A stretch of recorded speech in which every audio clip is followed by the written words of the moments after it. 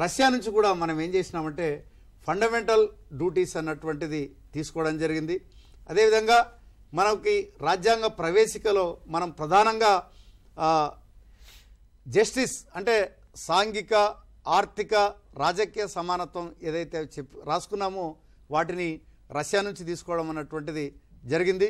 అదేవిధంగా జర్మనీ రాజ్యాంగం నుంచి మనకి అత్యవసర పరిస్థితుల్లో మరి ఫండమెంటల్ రైట్స్ అన్నటువంటివి మరి తీసేయాలి అన్నటువంటి ఆలోచన మనకి ఈ యొక్క జర్మనీ రాజ్యాంగం నుంచి తీసుకోవడం అన్నటువంటిది జరిగింది.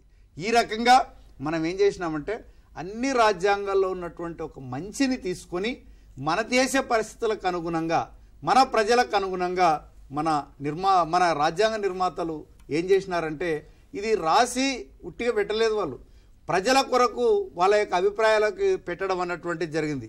దాంట్లో దాదాపు 7,000 పైచిలకు సవరణలు ప్రతిపాదించారు సభ్యులు ప్రజలు అందరూ కూడా.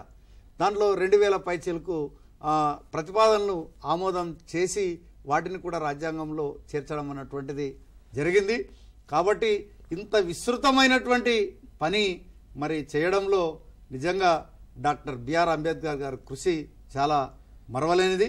అందుకనే ఈరోజు ఆయన యొక్క బర్త్డే సందర్భంగా ఈరోజు మనం ఈ యొక్క కేంద్ర ప్రభుత్వం రాజ్యాంగ దినోత్సవంగా మనం జరుపుకుంటున్నాం. కాబట్టి ఇన్ని విషయాలు మనం చర్చించుకోవడం అన్నటువంటిది జరుగుతుంది.